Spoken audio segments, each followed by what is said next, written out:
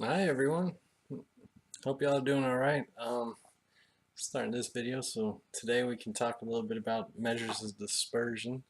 Last week we talked about measures of central tendency, and this is the next step.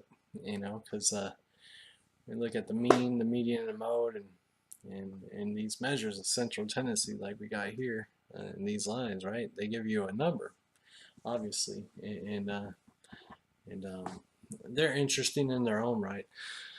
But as I said in the last video, that it goes a step further than that because we want to know how far the values go around that mean, and because that's interesting in itself as well, because there's a lot going on here, and distributions they can either be very sharp and everything can be tight and within that median, or it can be very dispersed. It can be extend out extremely far. So that's really what measures of dispersion get at.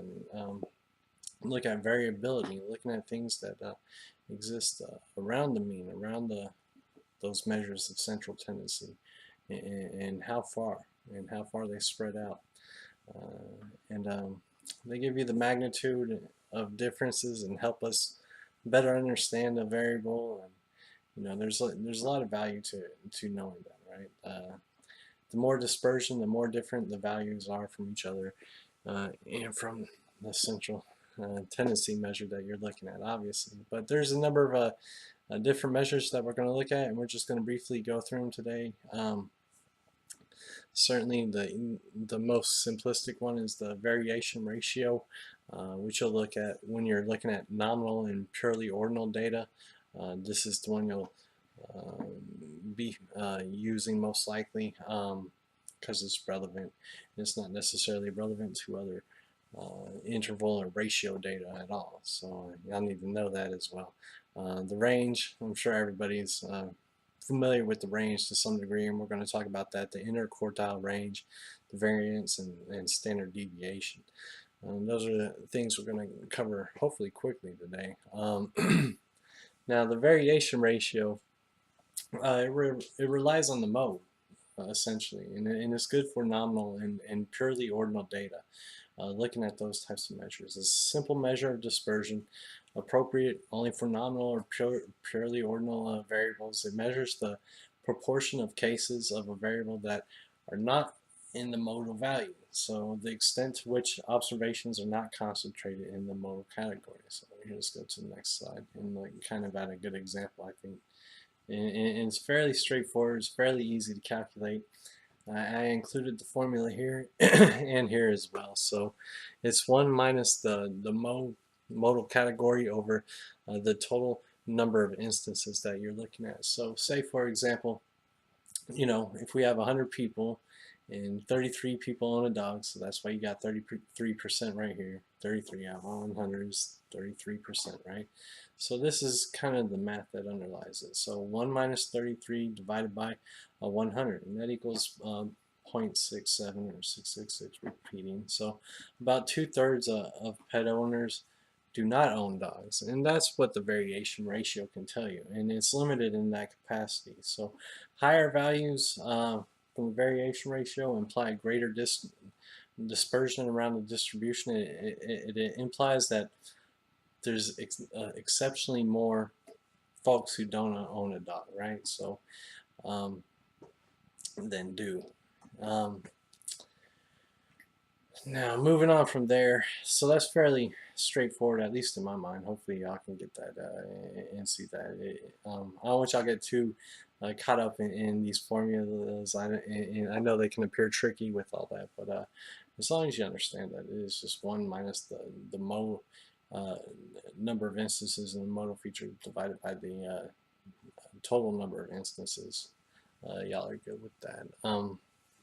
Now, moving into other indicators, looking at interval and ratio data with continuous measures or um, you know often considered to be more desirable indicators, more desirable measures, more desirable variables when doing statistical analysis, because you can get more variation, and ideally that's what you kind of want, is variation, because um, when you're looking at things like at a yes or no type of variable, have you ever done drugs, yes or no, or you know, or if you can expand on that and say, well, how many times have you smoked marijuana in the last year, and you can get a number from 0 to, you know, infinity. That's ideal, because it's a lot closer than to the truth, right? Because one person might have just smoked marijuana once, and other people are going to indicate they smoke every day, so that's like 365 days. So and then you'll see a lot more range and a lot more variation within that type of indicator, and then you can do different types of assessments later on. But for all simplicity, we're looking at the range right now, appropriate for interval and ratio data, and the rest of the measures that we talk about today will be calculated as the difference between the highest and lowest values of the score. So the highest and lowest values. So here's just a quick example. You got the highest score of a 9, a low score of a 3. Your range is a 6. So it shows the bound. It shows the, you know, the limits, the high end versus the low end, and you know how much values exist within. All right, and that's the range, and that's just equating distance. All right. One thing I haven't really talked too much about is looking at metrics. All right, and looking at what the values actually mean and what they're being assessed on. All right. But we'll get into that a little bit later. So the range, it's simple to calculate and really easy to understand. It should be easy to understand. It's just, you know, the highest value minus the lowest value, and then you got your range. Some people annotate it. If you look in articles or academic journal articles, you'll see if they're reporting range in their analysis that they're conducting, and some people will in the because that's interesting in itself. If you're looking at adolescents, or you know, doing research on adolescents, you want to know the range of the sample age from 13 to whatever 16, or you know, they want to say youth, and you know that it's only assessing kids from 9 to 15. They'll sometimes people indicate that instead of saying it's a range of 6, it's a range of, you know, from 9 years old to 15 years old. So be wary of that. But it's simple to calculate, obviously, and it's fairly easy to understand.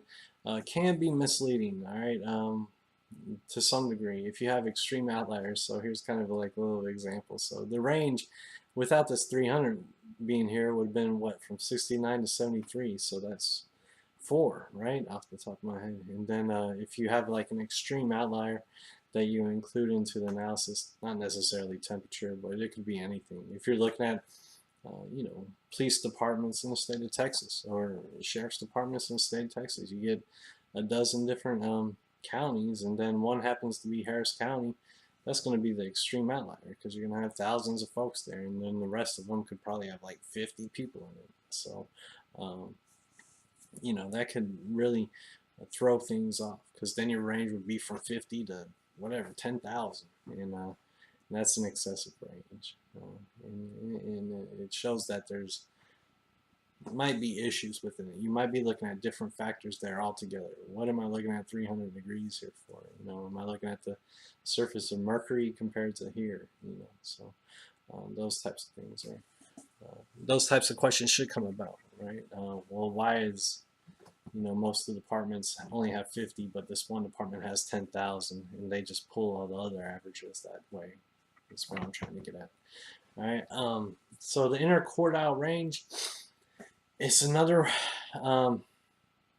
measure of dispersion.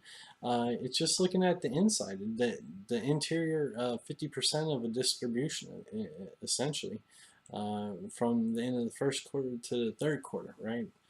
Differences of scores at the first and third quartile, or the 25th percentile to the 75th percentile, right? So that's the interquartile range. I'm sure, I know a lot of folks are this is master's level, so a lot of folks kind of older. But you know, if you think to the SATs or ACTs, you know, everybody's kind of aware of that and taking those scores. And you know, did you get in the 25th percentile, 50th, or 75th percentile when you took your SATs? And that's when this stuff kind of becomes relevant, because you kind of see where you are within the population, or you know, against your peers, or within other types of ways. Now, there's two ways to calculate the interquartile range. One's to rank order and find a truncated median position. Your text really goes over this. It's more labor intensive, and and you can do it. You got to calculate the median, and what it's truncating. It means it's, if you have the even number, you know how you calculate the median plus 1, and then you're going to have like a 10.5 if it was 20, and then you added 1 and divided by 2, that would be 10.5. It's just rounding it down to like 10, and you know that's the midpoint, right? And 10 out of 20, let's say, and then from there you got to do essentially the same thing. But using the cumulative percentages is perhaps more intuitive, at least for me. And I got a quick example, and everybody knows how to calculate the cumulative percentages now, and even within the Excel files. And it's fairly straightforward. Here you can see here's the number of cases. Here's the cumulative percentages here. So 7 here. So you know, goes up to 80%. So anything below 80, well, within the 80 to 70, that's where the 75 would fall. So we're looking from 75 to 25%, right? The 25 percentile to 75, and you have 25 here, and that's the way to calculate it. So you know, between here and 7, 3 and 7 is where you're going to have your interquartile range. And for females as well, you see how this one gets up to 75% here, and 0 obviously. It gets up to 30, so to 25% exists within that range, and so that's your range right there. Now, moving on from there, the previous two, the range and the interquartile range, they look at the differences between scores, like spaced out, and how far they are. All right, there's a different way to look at things, and this is going to follow us a lot, and follows a lot of statistics later on, especially looking at you know, advanced statistical methods. All right, so I don't want it to seem too confusing, because really, hopefully, it's real straightforward when you break it down, and that's what I'm going to try to do real quickly. And but if this is the mean, all right, and we all talked about the bell curve. We saw a video a couple weeks ago, and you know, kind of talked about it again last time. But this is a normal distribution, and this will be where the mean is. All right. What you're trying to do with the standard deviation and the variance is trying to use the mean as a reference. Okay, using that um, mode of central tendency as your reference. Instead of looking at the ends, you're looking from the center out. Okay, a standard deviation and variance use the mean as a reference point to measure dispersion. So essentially, this is kind of what a data set looks like, right? And I know we kind of looked at some of it this week. I'm gonna have y'all do a little scatter plot and get a little bit familiar with that. But say if this line is the mean, right? And then you're just looking at everything around it, and you're using this as your base to look how far this is, how far these scores are, how far these scores are, how far this score is from the mean. All right, and it's interesting because you can determine if it's an outlier, if it's an extremely far case. You don't see anything else that way.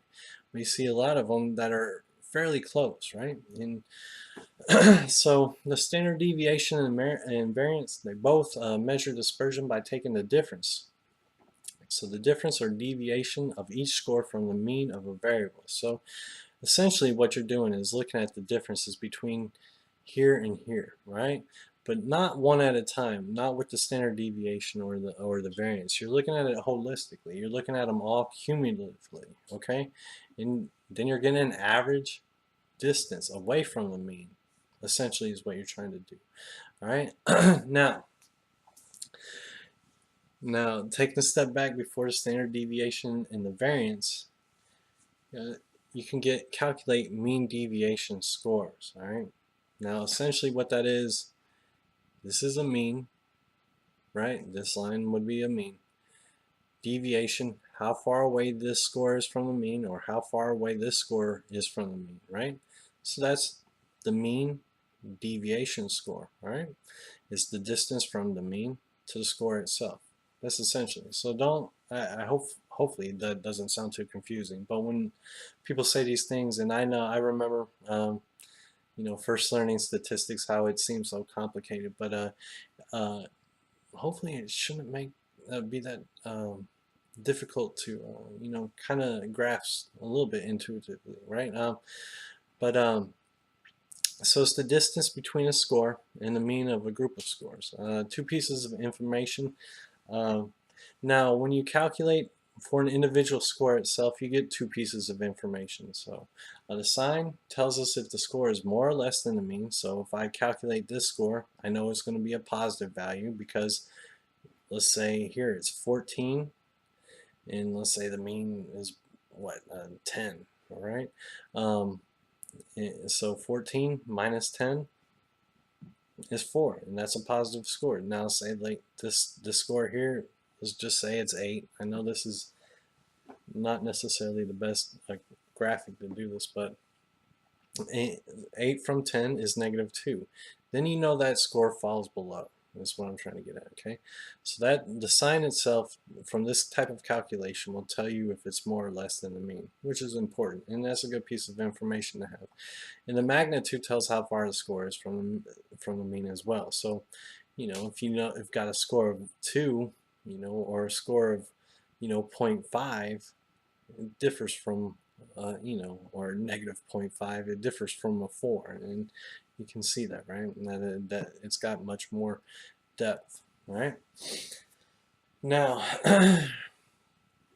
instead of getting all the mean deviation scores, which is part of the deal, you got to calculate them all to some degree. But when you do that, we talked about the mean itself and how you can prove the mean, right? If you calculate, take all the scores and subtract them, and then add them all together, sum them all together, then it's going to equal 0 every time, right? I talked about that a little bit, and that's true, and that's the way to prove the mean. Now, rather than conveying a list of 100 different deviation scores, which you can do with statistical software, but nobody's going to want to see that in an article or anything, you know, because you're going to have pages and pages of that type of information. So they just want a summary measure, right? So they want to try and get um, basically an average measure, right? Now the variance is the average squared deviation from the mean, right? Now, from that, if you sum, this is what the sum sign is, right? If we sum all the deviation scores, if we sum all these together, we add all these together, add this and this, because you're going to have positive and negative scores, they're all going to equal 0, right? If you put that summation sign right there and calculate it. That's part of doing what the mean is, all right? It's all going to equal 0. So this formula isn't going to work because it's going to be 0 in the denominator and then whatever value in the denominator, okay? So one way to get around that is to square these scores, to square them all so it makes them all positive. So it makes them all positive values, and that way you have a legitimate value and you can divide it by the total number, right? Now, so the variance itself is the average squared deviation from the mean. So it's just looking at the average. It's the average squared, how much it fluctuates from the mean. And it's going to be just one number. All right. Now, without squaring, summing all the scores minus the mean, it will equal 0. Okay. Without squaring it is what I'm trying to get at. You're going to have 0 every time. All right. The average squared difference of each score in a set of scores from the mean. That's just another way of stating the variance, okay? Now, we include N stands for number, total number of observations, total number of the sample. Your text kind of gets into looks at the differences between population and sample. I want to keep it within the sample right now because this is generally what we're looking at. We minus 1 because it corrects for the bias without having the whole population. So if I don't have 1,000,000 people indicating their level of weed smoking, and I'm only able to sample 500, I'm going to have to subtract that 1 from that 500. All right, what it's going to do is shrink that, and it's going to allow for a greater value. It's not going to be as specific. It's not going to be as perfect. All right, it corrects for bias by not having all information within the population. Okay, hopefully, I don't think I'm going to get too much in depth into it in this class, but just know that it exists. Okay, you will talk a lot more about that later on in future statistics courses, especially if I go on to get your doctorate or your move on from graduate school at some point in your life. Well, hopefully you will at least. So this is the equation for the sample variance. So all essentially you're doing, you're adding all the scores minus the mean and squaring them. And then once you get the collective total right here, you're going to divide it over the sample, the total number in the sample minus 1. All right? And that's going to be your sample variance. That's what this is for. All right? Now, the standard deviation, it accounts for the squaring because we squared it.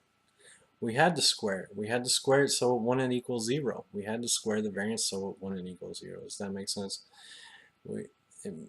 Because, yeah, all right, I've beat that horse down, I think, today.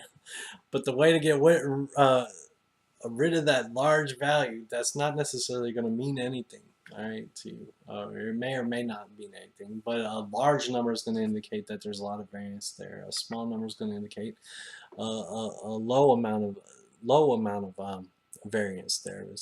Because if you only have like 1s or 2s here, but if you have like 50s, 80s, from the mean that you're plus or minus, and you have a few hundred cases there, well, that's going to be a large number at the end of the day because everything's going to be squared. And it may or may not mean anything to you, all right? But one thing you can do is take the square root of it. So once you're adjusting for the squaring of it. You're adjusting for the fact that you squared it, and you're taking the square root of it. So the square root is the opposite of squaring, and that's how you achieve your standard deviation. Hopefully that kind of makes sense. And it comes back to the normal curve again, where we started at in this bell curve, right? So it does a lot of things actually in your standard deviation. It puts it on a standardized metric, right? And this is where you get z-scores and things like that. But you can understand. Just know that the majority of the sample is going to fall within 2 standard deviations. How much of it? 95%, okay? This is kind of like what a graphic looks like, right? So let's say, for example, this is a data set that you're looking at right here, right, with all these dots. And your mean is the center here. I don't have a bar here, right? But one standard deviation is going to account for about 68%. If you can do anything, if you can turn this on its side and put it up in here, and actually put it over here, it would feel like this is 95%, right? All the gray ones, but all the red ones exist within the 99%. They would be 3 standard deviations away from the mean. All right. So that's essentially it for its fundamentals. Hopefully I explained it. Let me think about it. Yeah, but that the calculations, the math itself, it shouldn't be too complex. It shouldn't be too difficult. Please read through your text. If you don't think I may explain it, please email me. Let me know. I'd ask that there's other videos out there that are good at explaining these things, if these concepts didn't come together in this video as well. You can watch somebody else's 5-minute video. It won't break my heart. It'll, and I think it's good. You need to know these things, and hopefully a lot of the stuff from before comes together. And that's why we talked about measures the central tendency, and that's why we talked about these distributions that look like this. But the standard deviation, this is important. It's going to follow us. It's going to follow us in the variance as well. And as long as y'all understand the, how the math that underlies it kind of goes forward, you'll be doing well, because it shouldn't be that difficult to calculate. Once you can understand the mean deviation scores, the idea that if you do it one by one, which you can do, and you can calculate the standard deviation one by one in a different world. I'd probably make y'all do that, but online I don't necessarily know if that's gonna happen. But y'all, for some of the assignments, you're gonna have to be able to do these calculations. But I hope that explains everything. So I hope y'all have a great day, a great night, and a great morning. Feel free to let me know if you need anything. All right.